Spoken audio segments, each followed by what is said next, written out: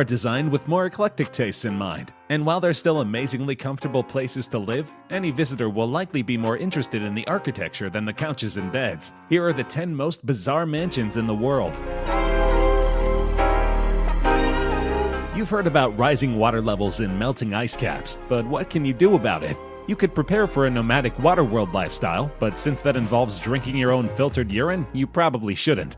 Instead, how about moving into a floating mansion that's powered by the sun? Called Arkup, this giant houseboat is essentially that, a modern-day Noah's Ark designed to protect its inhabitants against the worst and wettest Mother Nature has to offer. It's built on a series of hydraulic pilings that can either dig into the ocean floor or raise the house up above the waves. So if you grew up watching Looney Tunes and wishing Daffy Duck would sell you a push-button home that can rise into the sky, here's your chance. And it will only cost you $5.5 million.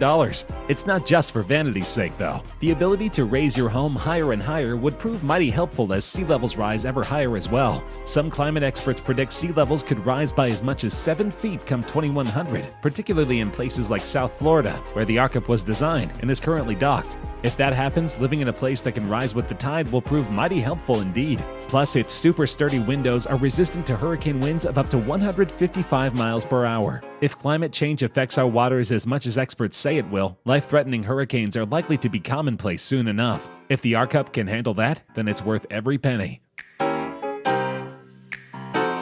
When you're a billionaire, you can get away with just about any housing design you have in mind. Many prefer normal-looking mega mansions, but then there's Vladislav Doronin, the Russian CEO of Aman Resorts. He decided one day that he would like to live in a giant spaceship, and so he had it built. You certainly can't fault the guy for a lack of imagination. Doronin's 28,500 square foot mansion is described on its architect's website as fluid geometries emerging from the landscape and remaining partially embedded within the hillside. Apparently, it's not professional enough to just say our client lives in an Imperial Star Destroyer from Star Wars.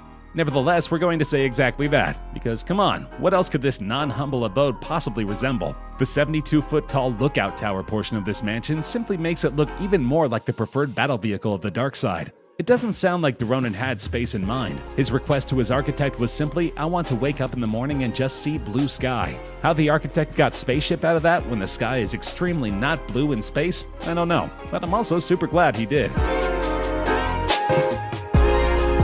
As beautiful as many mansions are, they can suffer from monochrome patterns and an overall sameness. Not so in El Alto, Bolivia, where a local architect set out to create the most colorful, charismatic mansions he could imagine, and he most certainly delivered. Architect Freddy Mamani Silvestre's mansions are popularly called cohetillos, which is Bolivian for spaceships. One look at them and you'll see why. Each home is covered in dozens of crazy colors, non-traditional window shapes, bizarre rooftops, and unpredictable patterns. They truly do look like spaceships, or maybe a castle run by an alien overlord.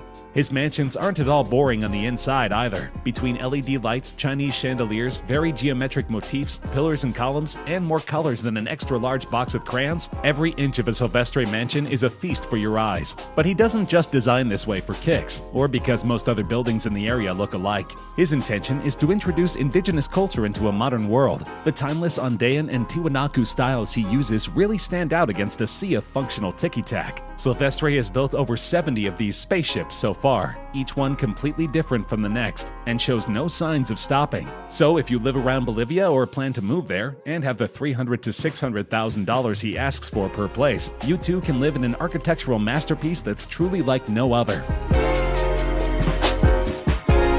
You know those creepy supervillain lairs built right into a mountain? The kind where Blofeld would bring James Bond to for torture and unnecessary exhibition? Well, one exists for real, and if you want to see it, you simply need to visit California's Joshua Tree Desert. No license to kill required. Designed in 1988 but not truly finished until the early 2000s, this 4,600 square foot mansion, officially called the Desert House, looks like it was carved right from the mountain. Its copper walls and roofs look almost exactly like stone slabs, and the roofs jut out far beyond the house itself, providing plenty of cool shade for its inhabitants. From a bird's eye view, it may be difficult to even see a house there at all. The designer's goal was to make the house seem like an organic part of the desert. So mission accomplished. Plus, since the home stands on 10 acres of land, your only neighbors are miles of Joshua Tree Desert. You'll be free to carry out all your evil schemes in absolute privacy. Inside, the home looks just as supervillainy, with foreboding ceilings, crazy spirals, alien-looking chandeliers, and sharp edges seemingly everywhere, even on the chair legs. The designer's website calls the interior warm and intimate, and it probably is once you hang out there.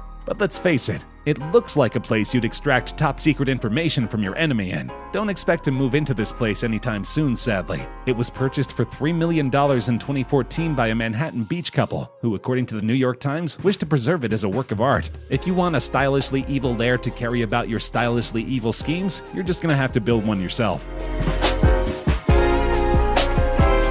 Would you live inside this house?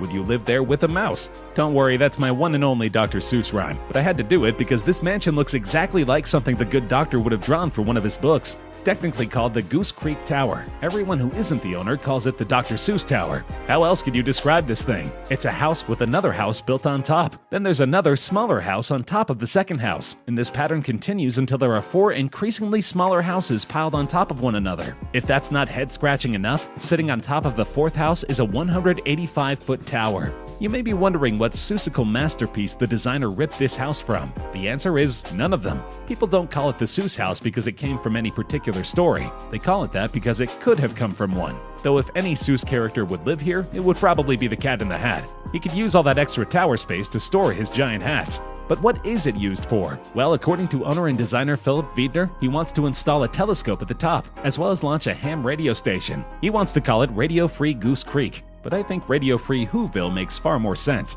Technically, the Seuss Tower isn't finished. Get the Google app to search what you see,